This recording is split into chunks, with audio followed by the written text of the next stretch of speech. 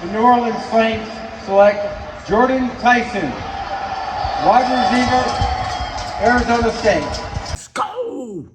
Let's go! Ooh, got that juice. Boy, we got some juice. Welcome to the second episode of the Meatzy show. Trying something a little different. We're gonna start filming early in the mornings instead of late at nights. So we got our coffee, got a cup of Joe, got the Saints post-draft. Like, man.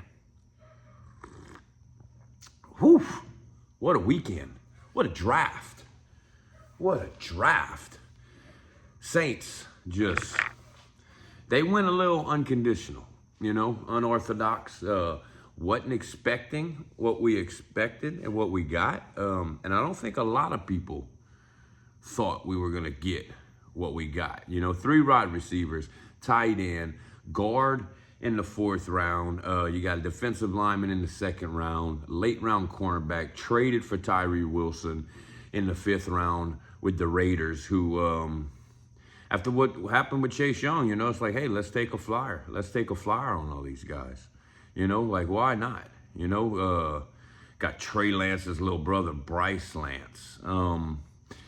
Lorenzo Styles, Sonny Styles' brother. And crazy thing about him, he ran a 4.27, and he had something hurt on his foot. I don't even think he knew about it, if I'm not mistaken. And it was more like probably would have been a 4.2, according to some people, depending on who you listen to. So, let's go. We got some juice, son. We got the juice. We got the juice. And it's been a great time. It's going to be a great time to be a Saints fan. Let's take a look at the Saints' offensive 40-yard times. And just Tyler Shough, 4.63 in the 40. Josh Allen, 4.75 for reference. Travis Etienne, 4.4. Chris Olave, 4.39. Jordan Tyson, 4.49, estimated 4.5 because he didn't run, but I think his top speed was 24.47 miles per hour. Bryce Lance, 4.34, which is 21.75 miles per hour for reference. You got Juwan Johnson, which when you see this, I was like, dang, Juwan got some wheels on him, but you kind of forget that he used to be a tight end before he converted, a wide receiver before he converted to tight end. So, Juwan Johnson, 4.58, Noah Fant, 4.5, and our new tight end, Oscar Delp, 4.49, dude. We got some juice, son. There ain't nobody running by us. There ain't nobody running faster than us. And I tell you what, and I said this on the Hold the Mail Discord, and I've been saying this the whole time we drafted, is we need to score points. We have to score points.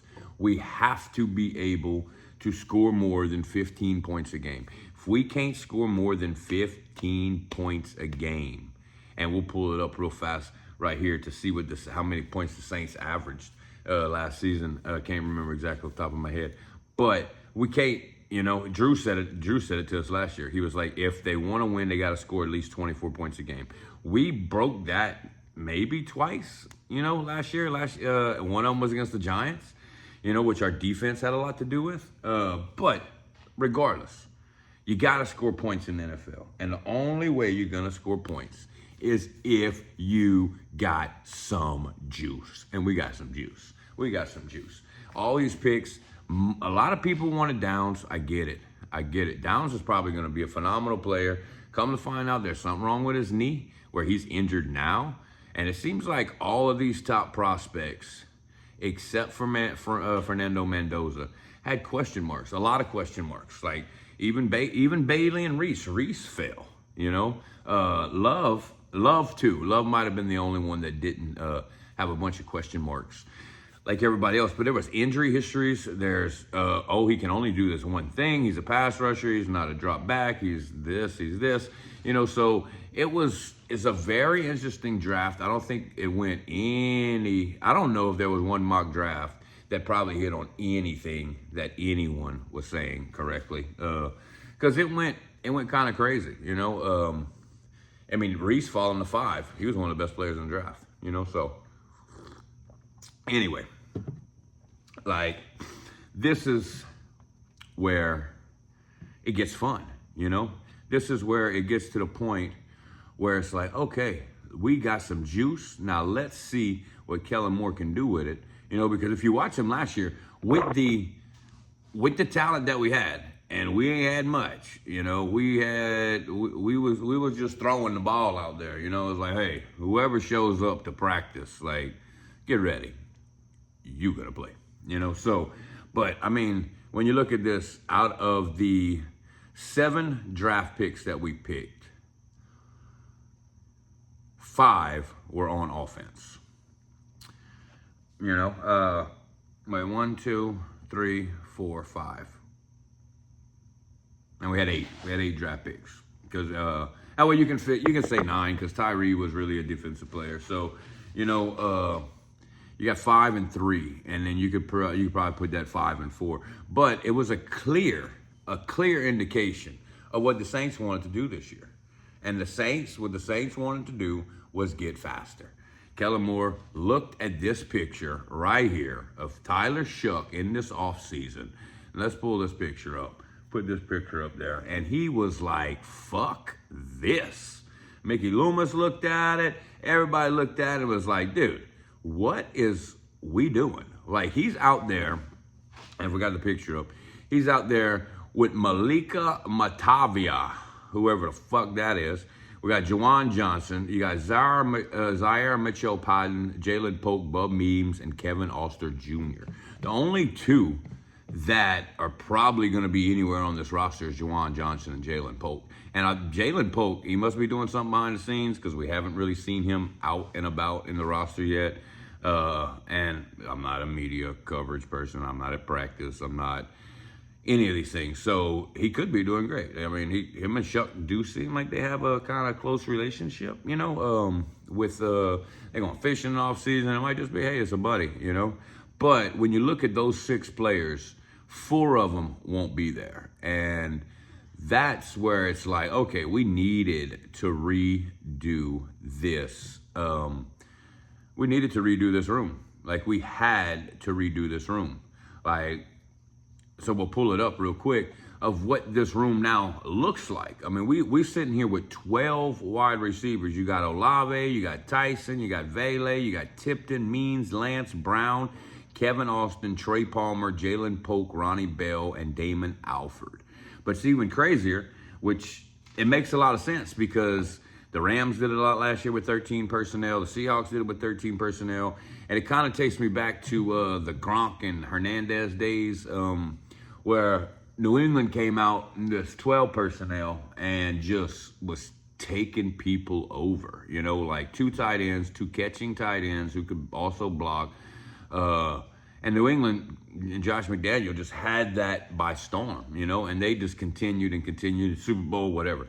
And it seems like, you know, it's a copycat league. Everybody knows that. It seems like maybe we're going back to that with the Rams losing a lot of 13, the Seahawks using a lot of 13. Now, I'm not no coach. I'm not no X's and O's. I understand the game. I watch the game. I'm just a fan. You know, I don't know. I don't scheme up stuff. So I can't sit here and be like, oh, look, this is better and that's better.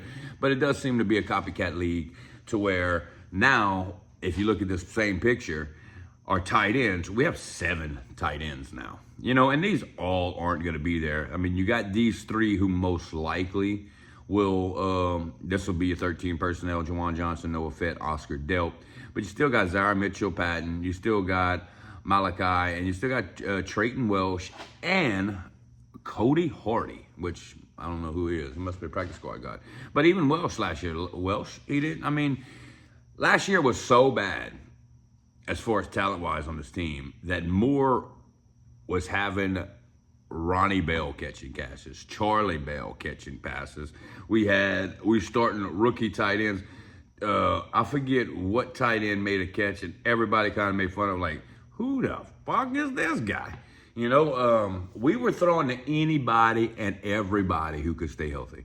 And the problem is none of them could stay healthy. You know, Juwan just was so inconsistent until Shuck got in there. So it was one of these things where when you look at the draft and you look at the names, and let's pull those names back up real quick, you know, if we can, when you look at those names, Jordan Tyson, you know, God, watch the film, man. Like, and I don't get access to much film, so I'm just getting highlights of what everybody else is saying and what everybody else is showing. And, bruh, look, even in Colorado his freshman year, and even the few little clips they have of him there that I've seen, dude, he is special, man. The way he moves, and what's interesting to me is for him, it was, okay, Deion's first year in Colorado, he brings all these people here. Now, Travis Hunter, all this other stuff. Deion knows talent. He knows talent. Not saying he's going to win with him in Colorado. Not saying Colorado's going to about to be national champions or they're going to bust through or anything. Because it's not going to, I don't know. It's just, I don't know if their NIL money's deep enough, you know, for that top tier talent. But needless to say, Deion knows talent. And he was like, man, that kid's special. And he's been saying that kid's special. And the kid is special. Like, the way he glides, man, it's almost cartoonish, you know? I mean, his catch radius, the catches he was coming down with, yeah, he wasn't on the field. Oh, but I mean, not last year, but year before he played 12 games, you know, had 1,000-something yards. Even this year, even playing the little bit of the games that he played, he still was he would have broke 1,000 for sure. I love the pick. I love the pick. You need juice. You need somebody that can catch the ball opposite of Olave. And Olave's injury history. Now, the bad part is his hamstrings and everything, but that's when it gets to like one of these soft tissue issues where like it's on you as a player. Tyrann Mathieu was talking about that on his podcast. So it's more about you taking care of yourself. And I mean, the kid, the emotion from the kid, the want to, the thing where, you know what, I'm going to do everything I can to make sure that this doesn't happen and I'm ready and I'm healthy. Dude, let's get it, dude. Let's get it. I'm ready. And now, the one thing you don't want is come training camp or something, and after day 3, you're like, oh, shit. You know, Tyson's out for the next couple of weeks. He won't play at all during the preseason. That would be horrible. But, I don't know. The talent is worth the risk right there. You know, and the reward is worth the risk right there. You know, then we got our second round pick, Christian Miller, which didn't really pay attention, didn't really know, don't really know of him, didn't even really hear. I heard Jeremiah Wright, Bryce Lance, Lorenzo Styles Jr., and Baron Brown just from being in Louisiana, and Tyson from the highlights. But Christian Miller, I don't know. And going D tackle right there, I thought, whenever I seen it, I was like, man, I would have kind of wanted that guard from Oregon. But at the same time, it's like, okay, cool. Y'all know what y'all doing. And it's one of these things. We can talk all the shit we want and say whatever we want about the Saints brass and their drafts and this and that. But after what they did last year with these draft picks that they had, we can't say nothing. You know, you just got to wait till it comes. Like the Oscar Delp pick at number 3 was like, wow, where this comes from. But then you watch the kid and you watch the tape and you're watching the draft and they're showing this thing and he's only got 25 receptions, 200-something yards, boom. But it's like, whoa, is he more athletic than Brock Bowers? And was it one of those things where he was just in an offense that, let's go back to Christian Wilker. My bad. Christian Miller. He just got carried away on Delp. I think Delp's probably might be the most exciting player that we drafted. Opposite of Tyson, just because of his hard-nosed grit. And anyway. So Christian Miller, don't know much about him. Defensive tackle from Georgia, but he's a big plug up the middle. Like, bam, smack, no run in here. And what's the worst thing about our defense last year? Run defense. We cannot sit here and say that Kool-Aid McKinstry and Quincy Riley did not hold up in coverage, especially during everything. You know, it was one of those things where it was like, okay, like what are we going to have there? What are we going to have there? Now, it's nice to maybe get that star Alante back. We don't know what Blackman's going to be. We don't know how good Reed's going to continue to be, linebackers or whatever. But we needed that other defensive tackle rotational piece. And at that point, they had a lot of defensive players coming off the board, especially in round 2. It was like DN, edge, DN, T-tackle. I was like, man.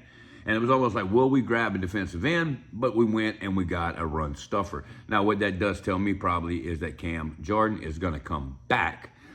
Even though we signed, which could be our next Trey Henderson, undrafted, is the, oh man, let me find his name real fast. Defensive end out of, Central Michigan. And I had it before I started this, and I get carried away. Because I'll tell you what, I get more excited talking about Oscar freaking Delp than any one of these guys. Mike Heldman, defensive end, Central Michigan. He just looks like one of those gritty players. And we're going to pull up the undrafted free agents shortly after we finish ranting about these, these picks right here. So let's go ahead and pull back up our draft picks. So Miller, second round. I thought when you look at the value and what was flying off the board, great pick. So I'm going to say the Jordan Tyson pick was an A+. Maybe an A. Let's just go with an A. We'll go A. Jordan Tyson, A. Just for the injury history. If Jordan Tyson was fully healthy, he would have played 3 full years of college. This dude's 1,000-some yards. This would have been an A++. Jordan Tyson alone, without the injury history, would give our draft an A++ and put us in the top tier of the draft just off his talent alone. Christian Miller, another A, I think. We identified the run stuffing. We have a chance, and then we addressed the edge in the 5th round. I just don't know much about him. You watched a couple highlights. The kid, big body to move, and that's what we need. We need somebody big to move. Like, we can't be giving up 5 fucking yards of carry. It's just not going to work, My favorite pick of the whole draft, and I knew nothing about him. Like, I'm a fan like everybody else, and I like to watch the stuff, but man, come draft season, it gets like, you know how it goes. But Oscar Delp. I want a Delp jersey. My next jersey for the Saints will be a Delp jersey, But he's just one of those players. It's just like, dude, he's going to come out of nowhere. And Nick Underhill said it on their podcast on New Orleans Football best. It was like, it's one of those people where he comes in and it's not like,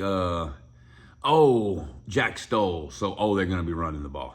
No, it's just like, we don't know what they're going to do. Delp can catch. Delp is a good blocker. He was a pass catcher and learned how to block. And now he's a badass blocker and barely catches any pass. So that pass catching is always there. Shuck kind of likes his tight ends, especially in work in the middle of the field. I think Delp has a great rookie year. I mean, I'm not saying he's going to catch 50 balls and 800 yards and 4 touchdowns, but I could see him with a 2,300 and, 2 or 3, another weapon in the red zone, especially with Tyson,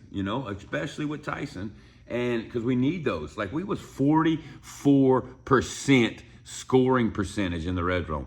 44%. The lowest we've been since 2005. That's 21 years. If you can't score, you don't win. And that's what this draft did. This draft was about juice. And that's what we got. We got the juice. So, boom. Next, we went round 4. We went Jeremiah White, right? Which, hey, I'm all for it. I wanted to get a center somewhere too, just because I don't trust McCoy's injury history. But Wright is somebody you could probably develop. You're not throwing him to the fire. You still got Ruiz there. Now, you still got Radens there as the backup too. But Wright, if you throw Wright in there, and I didn't know this till the other day when I was watching New Orleans Football, Ruiz was a backup center at one point, and people feel like he's a better center than he is guard. So if you build this kid up, something happens to McCoy, you sliding Ruiz over to center, and then Radens over to guard. This death piece right here, and if he comes out and he balls, there's a video of him at the what's in Mobile over there? The the East West Shrine game. Is it the East West Shrine game? Anyway, in Mobile, whenever they do it, I'm drawing a blank. That's why early in the morning might not be a great idea, but we're gonna keep doing it. I like doing stuff early in the morning. But Senior Bowl, bam, got it. Senior Bowl. At the Senior Bowl, dude, he was going up against top pass rushers in their little one-on-one drill. He was handling business, son. Guy was handling business. Business, boy. So, and then next, we had Bryce Lance. Everybody knows Trey Lance. Didn't kind of work out yet in the NFL, but kid's still young. He went with the 3rd overall pick to the 49ers. His brother, watching a little bit of highlights, North Dakota State, he sees like just more of a Rashid Shaheed kind of replacement. Seen a lot of just like post routes and just running down the field. Now, that's not watching all the tape. That's just seeing the little highlights, a lot of touchdown catches, but just kind of trying to take the top off the defense, which only helps Olave and only helps even Vele, and it helps Tyson too. You know, so having all these people too is like, okay, well, one of them goes down because it's almost inevitable. One of these summits is going to go down. Well, hopefully it's not Olave and Tyson at the same time. So you still got this number one guy. You know, hopefully it's not. We have so many options now. Not that we can afford to lose one, because nobody wants to lose one, but you can afford to take some kind of hit. And then that's where it gets to where, okay, hey, depth is good. Depth is good, you know? And just the depth of things, and I had this stat pulled up that I posted in the Discord about depth. And my question is how many Super Bowl teams that play in the Super Bowl have backups playing as starters during that game.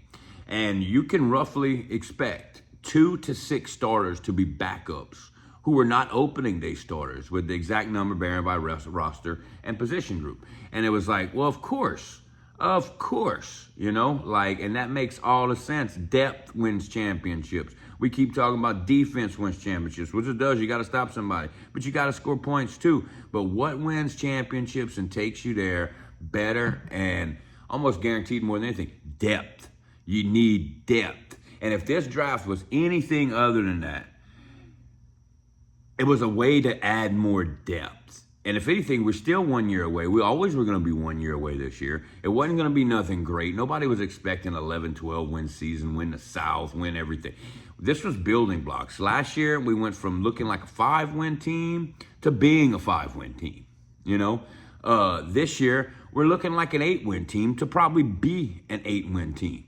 But this depth, especially these later rounds, like Lorenzo Styles Jr., that I don't even know if he'll be somebody that's going to be depth. The way he plays, and if he's as good as if he can be, then that's our new Alontae Taylor. And I'm going to even make this bold prediction right now. Styles is healthy, and Styles if Styles really brings it this summer, Styles is our starting slot corner. He is in our star role this summer. 5th round pick, Lonzo Styles Jr., Sonny Styles' older brother. He'll be our star. And that's, I think, because we don't really have anybody there to replace him. So this kid comes out and shows some ass, and that's it. Like, he's going to be on that starting defense. You know, then we went back to the receiver well, but this wasn't really the receiver well. This was a more, and even Styles can help this too. This is more a Phil Galliano, a return guy. You know, Baron Brown, LSU, he had 6 returns of 99 to 100 yards. I don't think any at LSU. I think they were more at Kentucky before he came to LSU. But the speed, and I mean, that's just another guy with juice. I mean, I'll tell you, when we got juice, we got the juice. So that's what it is. And then round 7, which we got this, we didn't have a round 7th pick, but trading for Tyree Wilson in the 5th round with the Raiders, which rumors were that we were trying to trade for Kayvon Thibodeau, but the Giants wanted a 2nd, and we were only willing to give up a 4th, and nobody even had a better offer than us. So Thibodeau stayed with the Giants. We ended up giving a 5th for Tyree Wilson, which is kind of like, hey, throw it, just give it, let's see. Maybe he has a Carl Granderson type series. Maybe he has a resurgence like Chase Young. If he can give us 4 or 5 sacks, maybe 3 sacks this year, hey, that's a win. That's 3-4 sacks we didn't have. You know, and the talent's there. He got drafted 7th by the Oakland Raiders a few years ago. Talent is there. maybe just a change of scenery will help. And then to round it out, TJ Hall. TJ Hall, cornerback, Iowa. We need to address the cornerback. Watching this kid play, though, it's like he's pretty sharp, really sharp. And if you ever notice on these late round picks that the Saints usually do, it's all three-year starters. A lot of them are captains of their team. A lot of them been there, done that with their college team. And I think that's where the Saints' kind of MO is in these late rounds. Is let's get somebody who's been there, who's a leader, who's been in college 3 years, been a captain for the last couple years, and it always seems to work out. I think it's the more the character guys in the late round, and just like I said, depth pieces all together. You know, it's been a fun draft. It's been a fun year, dude, and we haven't even started yet. You know, like plus we're still signing people. Like let's pull up our undrafted free agents right now, which we had a nice list of those. And it's, man, I don't know. Like, you look at them, you don't see names that you're like, oh, wow, jump off the page. Besides Jordan Tyson, that people were really like, wow, about during the draft. But, man, you know, look, we got that up. So we went running back, C.J. Donaldson from Ohio State. We went Jeremiah McClendon, cornerback, Southern Illinois, another cornerback. Cody Hardy, tight end, NC State. Keyshawn Silver, defensive tackle, USC. Alan Heron, offensive tackle, Maryland. We even brought in, now this is what I thought NOF was talking about. They were like, oh, Charlie Smith got competition because the Saints brought in kicker Mason Shipley from Texas. And from what I can tell, or what I hear, I don't know, I haven't watched Shipley really kick, but what I hear is Charlie Smith better be on his game, you know? And I'm tired of that. That's what I want. I want solid kickers. Like, there's no reason any of us ever in the history of football should be talking about punters and kickers. Like, should be the two most fucking spots that would be like, oh, special teams, let's go to the bathroom. Let's go take a break. We don't really need to watch this. Nobody should be talking about punters and kickers. I can't wait for the day that we get back to some Thomas Morstead. Shit. What the hell? I can't think of his name. Super Bowl. But anyway, some fucking good punters and kickers. Where it's like, we got field goal kicking? Cool. We're about to kick that. Let's go smoke a cigarette. Smoke it if you got them, you know? And that's where I want to be with it, you know? Then we went with who I think this guy's going to have a chance because he looks mean, man. He gives me that Trey Henderson vibe, too, like just watching him. And that is Mike Heldman, defensive end from Central Michigan. The Chippewas, baby. Then we got JVR Suggs, defensive tackle, Wisconsin. I'm probably butchering these names. I know I am. Deshaun Jones, cornerback, Alabama. And Alex Washalaga, offensive tackle, Kentucky. So Alex Woogie for something about Mary. We're going to call him a Woogie. So Alan Woogie, offensive tackle, Maryland. So we got some offensive, and the Saints always find gems undrafted, you know. And I think our gem might be Michael Heldman this year, and it's gonna be interesting, man. But for the Saints post draft, I'm gonna give it a solid B+, possibly an A. But what do I know? I'm just a fan. I tell you what, I'm excited though. I'm about as excited as I've been in the last 6 years for Saints football. You know, because even when Drew came back for the COVID year, it wasn't exciting because it was like, his arm, you know. But, hey, maybe we could do it, you know. But, whoo, I'm ready. Tell you what, September can't come fast enough. August can't come fast enough. Spring training can't. Camp can't come fast enough. Training camp come fast enough. Mini camp can't come fast enough. Everything, the content, the videos, the highlights, the art, it can't come fast enough. Like, I am ready to go. You should be too. And that's the second episode of the Meatzy Show, Saints Post Drop Podcast. We'll be back next week.